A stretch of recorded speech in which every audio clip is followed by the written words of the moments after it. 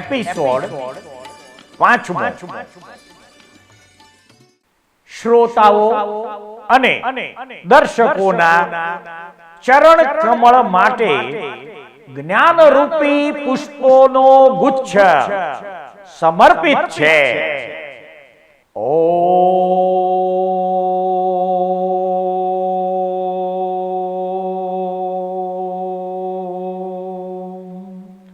પૂર્ણમદઃ પૂર્ણમિદં પૂર્ણાત પૂર્ણમુદચ્યતે પૂર્ણસ્ય પૂર્ણમાદાય પૂર્ણમેવાવશિષ્યતે. તે આત્મા પૂર્ણ છે, આ પૂર્ણ છે, તે પૂર્ણમાંથી આ પૂર્ણ થાય છે. તે પૂર્ણમાંથી આ પૂર્ણ લઈએ તો પણ પૂર્ણ જ બાકી રહે છે.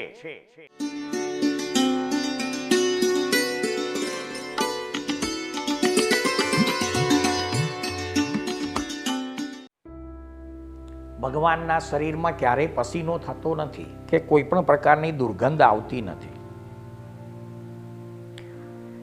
તેમનું જે શરીર છે એ બિલકુલ પ્રસ્વેદ વગરનું અત્યંત મનોહર હોય છે. એ પહેલી વિશેષતા છે. બીજી વિશેષતા, એમના શરીરના જે માંસ હોય અને જે લોહી હોય એ સામાન્ય લોહીની જેમ લાલ રંગના હોતા નથી, પણ તેમનું લોહી ચંપાના ફૂલ જેવું સફેદ અને સાધારણ પીળા કલરનું. લોકભોગ્ય ભાષામાં કહીએ તો તીર્થંકરનું લોહી સફેદ રંગ જેવું હોય છે અને એમાં કોઈ પણ પ્રકારની દુર્ગંધ હોતી નથી એમના માંસમાં કે એમના લોહીમાં. એ એમના શરીરની બીજી વિશેષતા છે. ત્રીજી વિશેષતા એ છે કે એમના આહાર અને નિહાર એ આપણા ચર્મચક્ષુથી જોઈ શકાતા નથી. અને ચોથી વિશેષતા, એમના જે શ્વાસોશ્વાસ છે એ કમળની સુગંધ જેવા સુગંધીદાર હોય છે. આ એમના શારીરિક શરીરની વિશેષતાઓ થઈ, જેને જૈન તત્વદર્શનમાં અતિશયો નામે ઓળખવામાં આવે છે. એ જ રીતે તીર્થંકરને જન્મ થતાની સાથે કેટલા જ્ઞાન હાજર હોય છે? તો કે ભાઈ તીર્થંકરને જન્મતાની સાથે શ્રુત જ્ઞાન, મતિ જ્ઞાન અને અવધિ જ્ઞાન નિયમથી જ હાજર હોય છે. આ ત્રણ જ્ઞાન તેમને ગર્ભમાં પણ હોય છે. 5 પ્રકારના જ્ઞાનમાં 3 પ્રકારના જ્ઞાન તીર્થંકરને નિયમથી જ શ્રુત, મતિ ને અવધિ સ્વરૂપે જન્મતાની સાથે હોય છે. હવે જો તીર્થંકરનો ઉદય છેલ્લા અવતારમાં લગ્નનું હોય તો તેમના લગ્નની પણ તમામ પ્રકારની વ્યવસ્થાઓ દેવી દેવતાઓ કરે છે. તે જ રીતે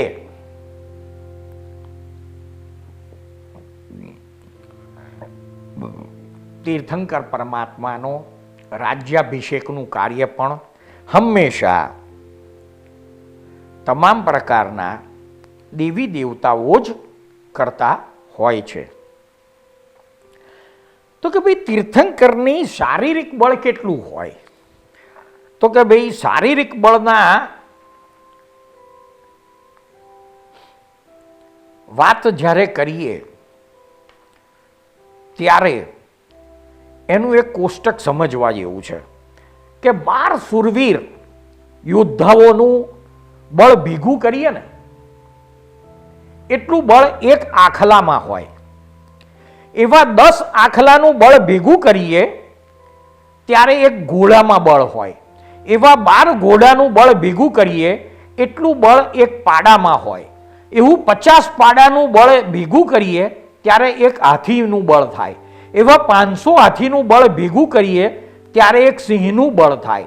એવા 2000 સિંહનું બળ ભેગું કરીએ ત્યારે 8 પગવાળા એક અષ્ટાપદનું બળ થાય. એવા 10 લાખ અષ્ટાપદના બળને ભેગા કરીએ તો એક બળદેવનું બળ થાય. 2 બળદેવનું બળ ભેગું કરીએ ત્યારે એક વાસુદેવનું બળ થાય. એવા 2 વાસુદેવનું બળ ભેગું કરીએ ત્યારે એક ચક્રવર્તીનું બળ થાય. એવા 1 લાખ ચક્રવર્તીનું બળ ભેગું કરીએ ત્યારે એક નાગલોકના અધિપતિ અર્થાત ઇન્દ્ર ધર્ણેન્દ્રનું બળ થાય. હવે એવા 1 કરોડ નાગાધિપતિનું બળ ભેગું કરીએ ત્યારે એક વૈમાનિક દેવલોકના ઇન્દ્રનું બળ થાય. અને એવા અનંત ઇન્દ્રોનું બળ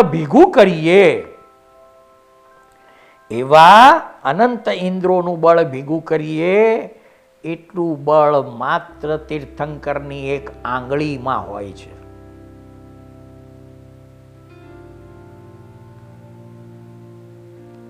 આપણે અત્યારે જોયું કે 2 વાસુદેવનું બળ એક ચક્રવર્તીમાં હોય. આવી જ ઘટના વર્તમાન 24ના 22માં તીર્થંકર નેમિનાથના સમયમાં બનેલી. તે વખતે કૃષ્ણ નામના વાસુદેવ હતા અને વાસુદેવના કૌટુંબિક ભાઈ નેમિનાથ તીર્થંકર હતા. એકવાર એક પ્રસંગે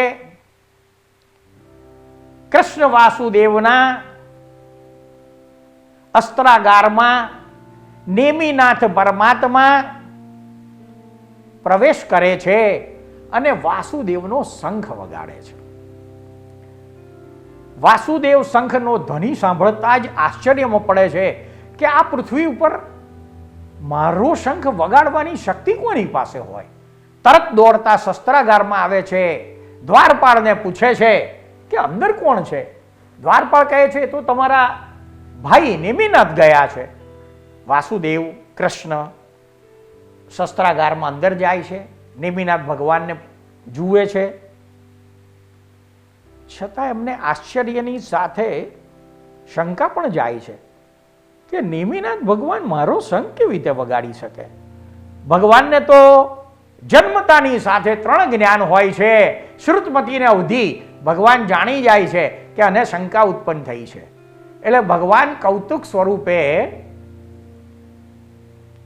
કૃષ્ણ વાસુદેવનો શંકાની નિવૃત્તિ અર્થે કહે છે કે હે કૃષ્ણ વાસુદેવ, આ મારી આંગળી જરા વાંકી થઈ છે, તમે તાકાતવર માણસ છો, આ જરા સીધી કરો ને. તો સીધી કરવા જાય છે ને તો ભગવાન આંગળી ઊંચી કરે છે, તે આંગળી પર વાસુદેવ લટકી જાય છે. તો કે એક આંગળીમાં, તીર્થંકરની એક આંગળીમાં અનંત ઇન્દ્રોનું બળ હોય તો આખા શરીરમાં કેટલું બળ હોય? તો કે તીર્થંકરના બળની કલ્પના થઈ શકે એટલું મનુષ્યનું મન વિકસિત કે બુદ્ધિ હોતી નથી. આ તો સહજ સ્વભાવે આજે પુણ્યશાળી અને ભાગ્યશાળી જીવોનું પુણ્ય જાગ્યું છે કે આ એપિસોડમાં તમને તીર્થંકર શબ્દ સાંભળ્યો છે, વાંચ્યો છે, પણ જેમ છે તેમ તીર્થંકર શું છે, એમની પાસે શું હોય છે એ જાણવા સમજવા મળે એ હેતુથી આ લઘુ પ્રયાસ થઈ રહ્યો છે. હવે તીર્થંકર પરમાત્માને ઉદયકર્મને આધીન જ્યારે એમને દીક્ષા લેવાનો સમય થાય છે અને 1 વર્ષ જેટલો સમય બાકી હોય ત્યારે શું ઘટના આ પૃથ્વી ઉપર બને છે?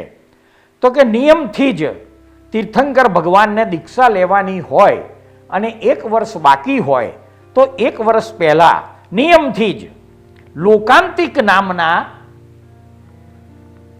અવકાશમાં રહેનારા લૌકાંતિક દેકો પ્રભુ પાસે આવીને ભગવાનને પ્રાર્થના કરે છે કે આપ બોધ આપવા લાયક નથી, માટે અમે આપને યાદ આપીએ છીએ કે આપ ધર્મ તીર્થ પ્રવર્તાવો. આટલું કહી તેમને નમન કરી અને પોતપોતાના દેવલોકમાં જતા રહે છે. હવે ભગવાનને દીક્ષા લેવાનું 1 વર્ષ બાકી રહ્યું હોય છે ત્યારે નિયમ મુજબ જ 1 વર્ષ પહેલા તીર્થંકર ભગવાન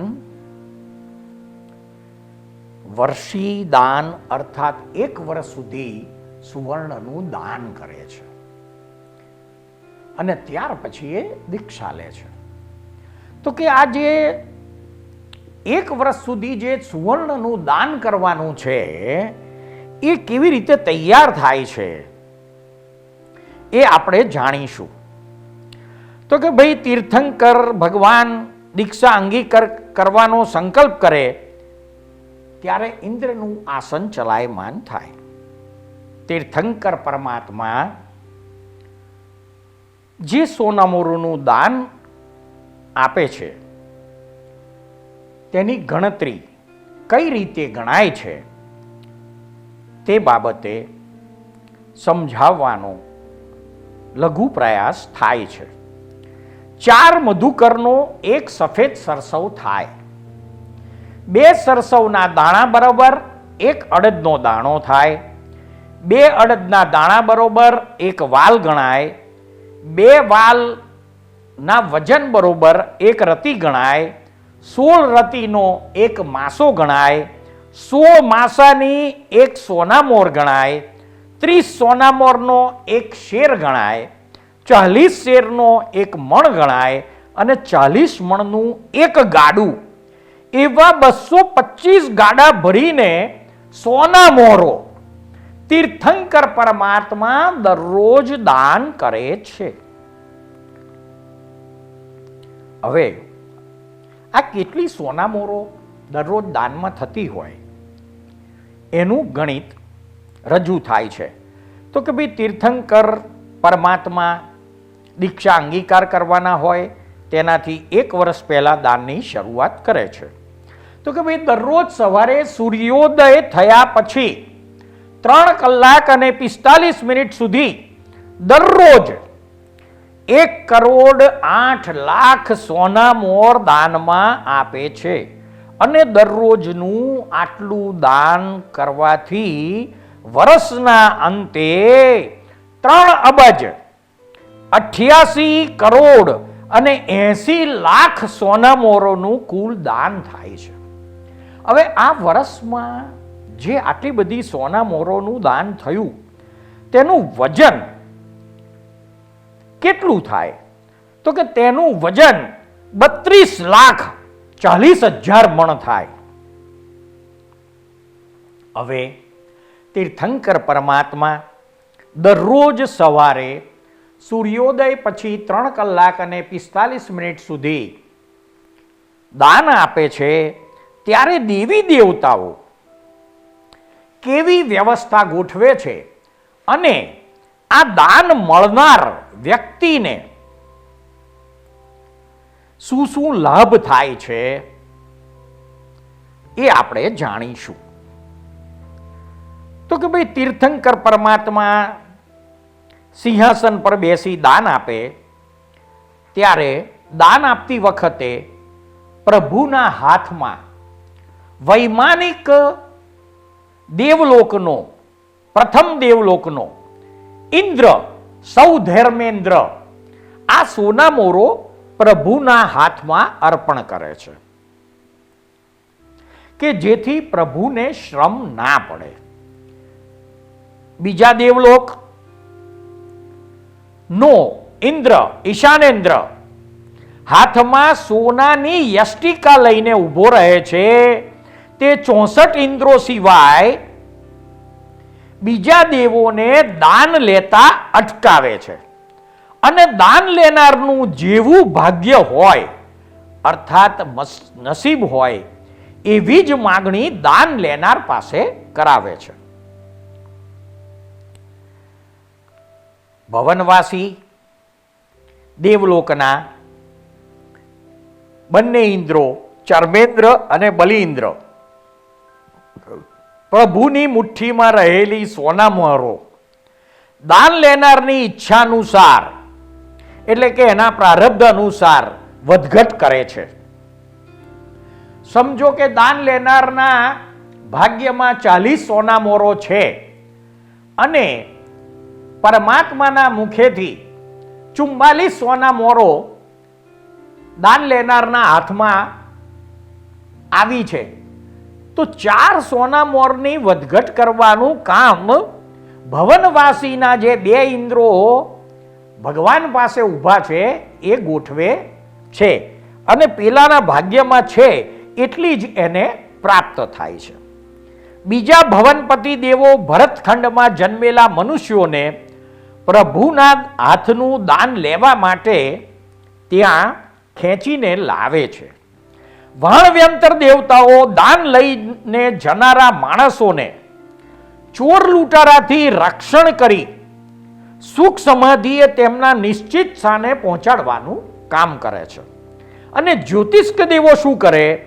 તો કે જ્યોતિષ્ક દેવો વિદ્યાધરોને વાર્ષિક દાનનો સમય જણાવે છે. તો કે ભાઈ 4 પ્રકારના દેવો છે: વૈમાનિક દેવો, ભવનવાસી દેવો, વાણવ્યંતર દેવો અને જ્યોતિષ્ક દેવો.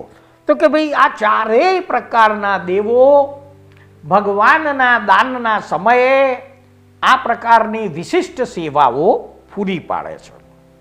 હવે ભગવાનનું દાન મેળવનારને એનું ફળ કેવું મળે છે? તો કે ભાઈ 64 ઇન્દ્રો પ્રભુના હાથનું દાન સ્વીકારે છે, લે છે. તેથી તે દાનના પ્રભાવે ઇન્દ્રના જીવનમાં 2 વર્ષ સુધી કોઈ પણ પ્રકારનો કલહ થતો નથી. હવે જે ચક્રવર્તી છે, વાસુદેવો છે, બળદેવો છે, માંડલિક રાજાઓ છે, એ જો તીર્થંકર પરમાત્માના હાથે દાન મેળવે છે તો તેઓનો ભંડાર 12 વર્ષ સુધી અખંડ રહે છે. હવે જે સમાજમાં શેઠ છે, સજ્જન છે, સેનાપતિ જેવા માણસો છે, એ જો તીર્થંકર પરમાત્માના હાથે દાન મેળવે છે તો તેમની કીર્તિ વધે છે. હવે જો રોગી માણસ હોય અને એ જો આ દાન મેળવે તો એને શું લાભ થાય છે? તો કે જૂનો રોગ મટી જાય છે અને નવો રોગ 12 વર્ષ સુધી થતો નથી. તો કે ભાઈ તીર્થંકર પરમાત્માના દાનનો આવો વિશેષ મહિમા છે. હવે તીર્થંકર પરમાત્મા જ્યારે 1 વર્ષ સુધી દરરોજ 3 કલાક અને 45 મિનિટ સુધી દાન આપે છે, ત્યારે તેમના માતા પિતા શું કરતા હોય છે 1 વર્ષ સુધી? તો કે ભાઈ તીર્થંકરના પિતા પણ આ સમયે 3 મોટી શાળાઓ, એટલે કે અન્નશાળા, ભોજનશાળા અને દાનશાળા, એમાં 3 શાળાઓ બનાવી અને ભરતખંડમેલા જન્મેલા મનુષ્યોને એક શાળામાંથી અન્નનું દાન કરે છે, બીજી શાળામાં પહેરવા માટેના વસ્ત્રોનું દાન થાય છે અને ત્રીજી શાળામાં આભૂષણોનું દાન થાય છે. આવી 3 વિશિષ્ટ પ્રકારની શાળાઓ તીર્થંકરના પિતા રાજ્યમાં ઊભી કરે છે. હવે 1 વર્ષનું દાનનો મહિમા જાણ્યા પછી 1 વર્ષ પૂરું થતાં તીર્થંકર પરમાત્મા દીક્ષા લેવા માટે ઉત્સુક થાય છે. આ દીક્ષા મહોત્સવનું વર્ણન આપણે સાંભળીશું. તો કે ભાઈ તીર્થંકર પરમાત્મા વર્ષીદાન પછી માતા પિતાની આજ્ઞા લઈને દીક્ષા લે છે. દીક્ષાના દિવસે સ્વજનો આખાય નગરને ધ્વજા પતાકાઓ, તોરણો વગેરે ઠાઠમાઠથી શણગારે છે. તે અવસરે આસન કંપ થવાથી 64 ઇન્દ્રો ત્યાં આવે છે અને ઇન્દ્ર 8 જાતના કળશ તથા ઉપકરણો 8,000 કરાવે છે. પ્રભુના કુટુંબીજનો પણ 8 પ્રકારના કળશ કરાવે છે. ત્યારબાદ ઇન્દ્રો તથા સ્વજનો દેવતાઓએ લાવેલ તીર્થ જળથી પ્રભુને અભિષેક કરે છે. પછી ગંધ કષાય વસ્ત્ર વડે પ્રભુના અંગને લૂછે છે. ત્યારબાદ લક્ષ્ય મૂલ્યના સદસ્ય વસ્ત્ર અને મૂલ્યવાન અલંકારો પરમાત્માને પહેરાવે છે. એ બાદ પ્રભુ સેંકડો રત્નમય સ્તંભવાળી ઇન્દ્રની આજ્ઞાથી દેવતાઓ દ્વારા રચિત દિવ્ય પાલખી અર્થાત શિબિકામાં મૂકેલા સિંહાસન પર પૂર્વ બાજુ મોં રાખી પરમાત્મા બિરાજમાન થાય છે. ડાબી બાજુ હંસના ચિત્રવાળું વસ્ત્ર હાથમાં લઈને ધાવ માતા બેસે છે. પાછળના ભાગે એક યુવાન તરુણ કુમારિકા છત્ર ધરીને બેસે છે. ઈશાન ખૂણામાં એક સુંદરી પૂર્ણ કળશ લઈને બેસે છે. પછી સ્વજનની આજ્ઞાથી સરખે સરખા વેશ અને શરીરવાળા હજારો પુરુષો જાતે પાલખીને ઉપાડે છે. તે સમયે શિબિકાની દક્ષિણ તરફની ઉપલી બાહ્ય શકેન્દ્ર વહન કરે છે. ઉત્તર તરફની ઉપલી બાહ્ય ઈશાનેન્દ્ર વહન કરે છે.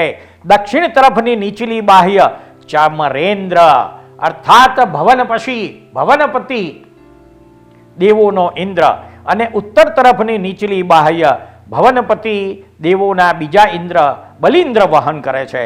બાકીના દેવતાઓ પંચવર્ણની પુષ્પિ કરતા નૃત્ય કરતા આ પાલખી અર્થાત શિબિકાની આગળ ચાલે છે.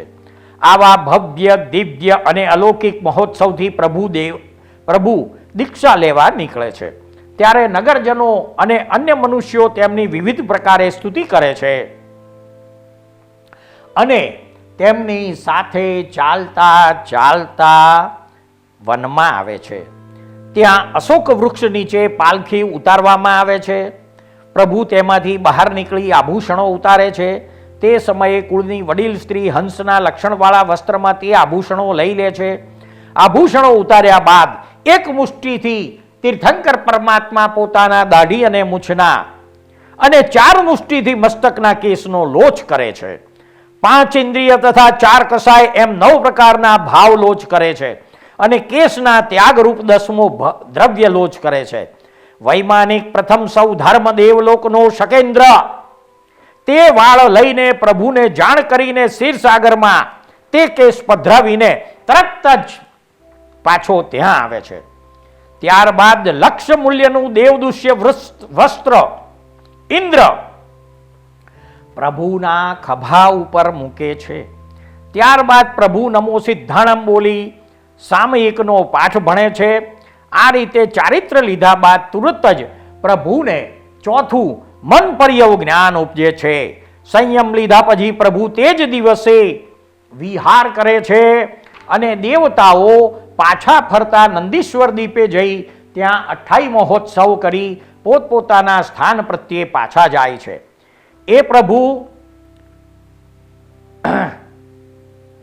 એ પછી પ્રભુ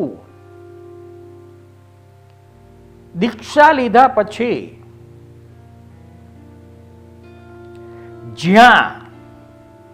જેના ઘરે પ્રથમ પારણું કરે ત્યાં દેવતાઓ 5 દિવ્ય એટલે કે સુગંધી જળનો છંટકાવ, પછી બીજું સુગંધી પુષ્પની વૃષ્ટિ, પછી ત્રીજું સુંદર વસ્ત્રો પહેરવાના સુંદર દિવ્ય વસ્ત્રોની વૃષ્ટિ, 12.5 લાખ સોના મોરની વૃષ્ટિ અને આકાશમાં દુધુંબીનો દિવ્ય સ્વર ગુંજી ઉઠે છે. તો કે ભાઈ ભગવાનના દીક્ષા મહોત્સવનું આવું દિવ્ય વર્ણન જેમ છે તેમ આગમ ગ્રંથોમાં વર્ણવ્યું છે તે રજૂ થયું છે. તીર્થંકર પરમાત્માને દીક્ષા લીધા પછી કેવળ જ્ઞાન થાય ત્યારે આ પૃથ્વી ઉપર શું ઘટના બને છે તે જાણીશું. તીર્થંકર ભગવાનને કેવળ જ્ઞાન થાય એટલે 64 ઇન્દ્રોના આસન કંપાયમાન થાય છે અને દરેક ઇન્દ્ર પોતપોતાના દેવલોકના દેવતાઓને બોલાવવામાં ઉદ્યત થયા હોય તેમ દેવલોકમાં સુંદર શબ્દવાળી ઘંટાઓ ગુંજવા લાગે છે. ત્યાર પછી 64 ઇન્દ્રો પોતપોતાના પરિવાર સહિત જે સ્થળે પ્રભુને કેવળ જ્ઞાન ઉપજ્યું હોય તે સ્થળે પહોંચી જાય છે. વાયુકુમાર દેવતાઓ સંવત્સરણને માટે 1 યોજન પૃથ્વીની ભૂમિનું માર્જન કરે છે, અર્થાત એક વિસ્તાર યોજન ભૂમિમાંથી કાંકરા કાંટા વગેરે દૂર કરે છે. મેઘકુમારના દેવતાઓ સુગંધી જળની વૃષ્ટિ કરી તે 1 યોજન વિસ્તારને સુગંધિત જળથી સિંચે છે. 6 ઋતુના અધિષ્ઠાયક દેવી દેવતાઓ પુષ્પ વડે તે ભૂમિને ઉપર એટલા બધા પુષ્પો પાથરે છે કે ઢીચણ સુધીના પગ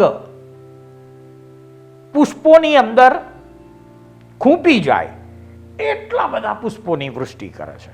વ્યંતર દેવો ધરતીથી 1.25 કોસ ઊંચું સુવર્ણ, માણેક અને રત્નના ઢગલાથી પીઠ અર્થાત ભૂમિતળ રચે છે. એ પછી ભુવનપતિ દેવો પૃથ્વીથી 10,000 પગથિયા જેટલો ઊંચો સુવર્ણના કાંગરા વાળો રૂપાનો કિલ્લો અર્થાત ચાંદીનો કિલ્લો રચે છે. એક પગથિયું 1 હાથ પહોળું ને 1 હાથ ઊંચું હોય છે. તેથી પહેલો ગઢ પૃથ્વીથી 1.25 કોસ ઊંચો થાય છે.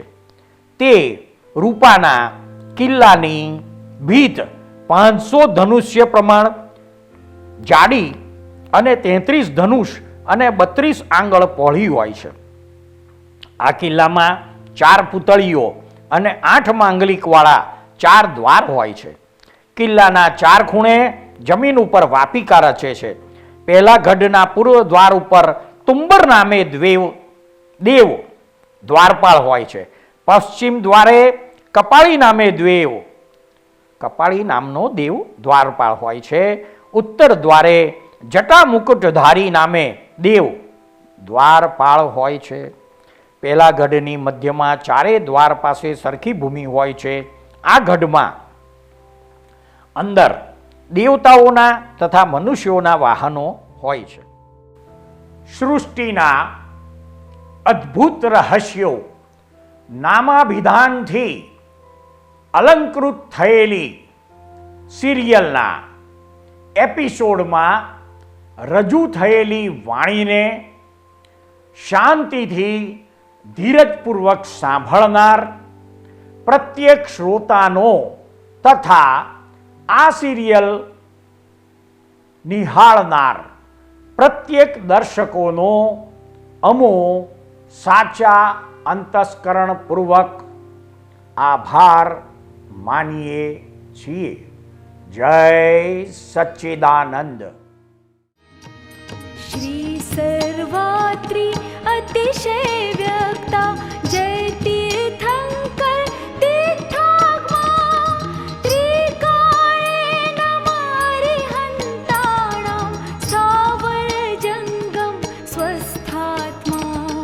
श्री सर्वात्रि अतिशय व्यक्ता जय तीर्थंकर तीर्थागमा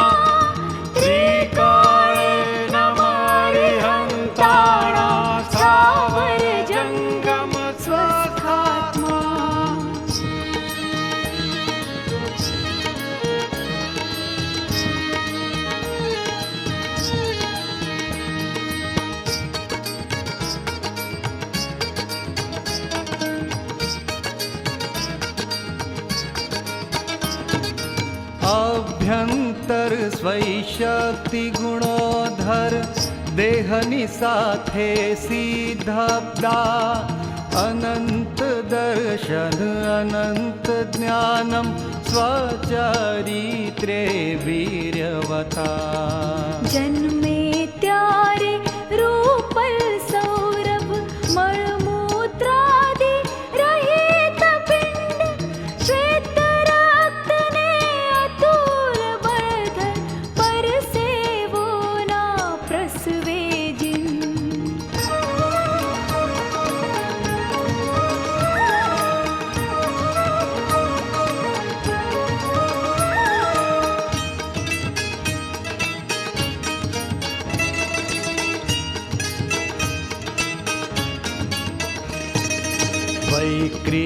વૈક્રિયલબ્ધિમતિ ચાતુર્ય વૈભવવર્ધક પુણ્યાત્મા બચપણથી આકર્ષિત ખુશબો રમણીય મનહર મુકાત્મા. શ્રુત અવધિ ગર્ભિત આત્મસ્થ મહી વિતરાગી સૌમ્યાત્મા. નિરાકાર પ્રગટ જે દેહ નમતી થસ મૂર્તાત્મા.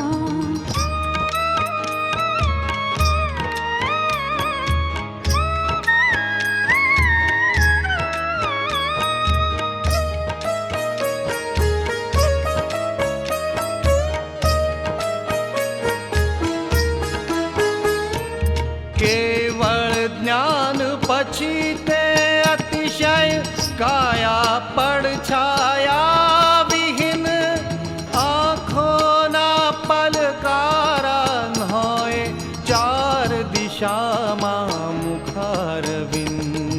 નખ કેવાળ ન વધે કદીએ આકાશી ગમનાપિન. ચરમ શરીરે હે અવતારા ધન્ય ધરાત્વમ માત પિતા.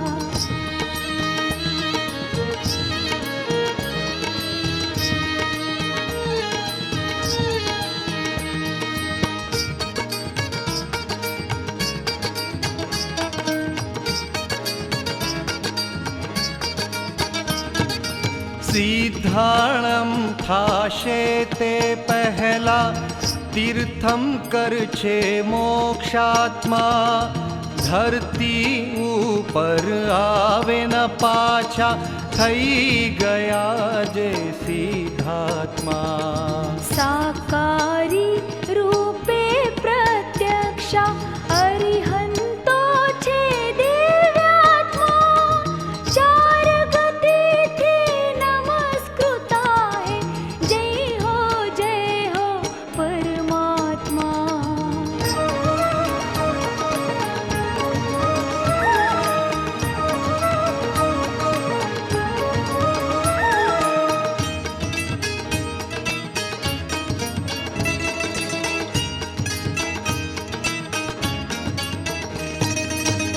દેવોથી કૃત અતિશય શોભિત સર્વ જીવાત્મે મૈત્રી ભાવ વિચરણ કાજે દર્પણ જેવી કંટક વિહીન ભૂમિ પ્રભાવ પગલાગળ સુવર્ણ કમળો દસે દિશામાં નિર્મળતા મંદ સુગંધી વાયુ લહેરે ફૂલ ફળ ધાન્ય રસ કસતા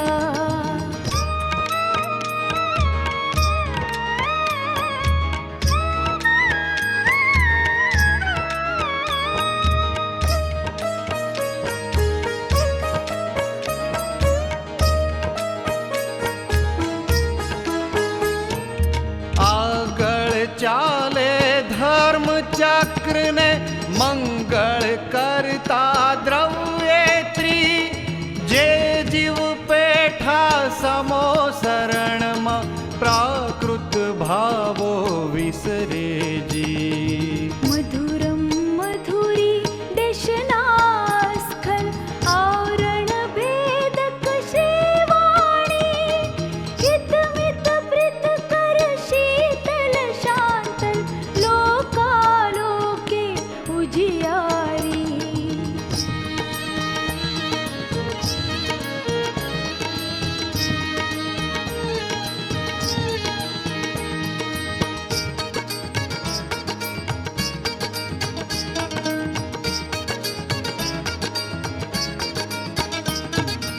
જડ ચેતન ને પ્રભાવે પલટે અશોક વૃક્ષ ને પુષ્પ વ્રસા દિવ્ય ધ્વનિ ચામર ને સિંહાસન આભા મંડળ છત્રથી છત્રા ગગને ગાજે દુંદુભિનાદમ ચૌમુખ શ્રી મુક્તિદાતા નમો શ્રી અર્હમ વિતરાગાય જય તીર્થંકર જ્યોતાત્મા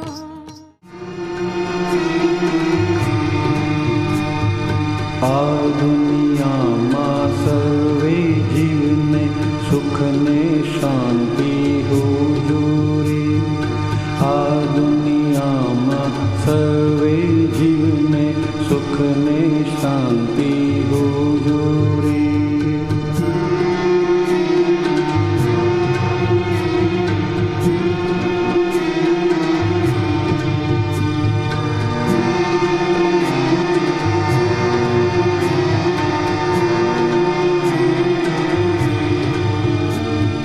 મનથી પણ કોઈ જીવનું બુરો વિચારે ના હોજો રે મનથી પણ કોઈ જીવનું બુરો વિચારે ના હોજો રે સામાન્ય ઉપકારક બુદ્ધિ અહિંસક ચિંતવન હોજો રે સામાન્ય ઉપकारक बुद्धि अहिंसक चिंतवन होजो रे आ दुनिया में सर्वे जीवने सुख ने शांति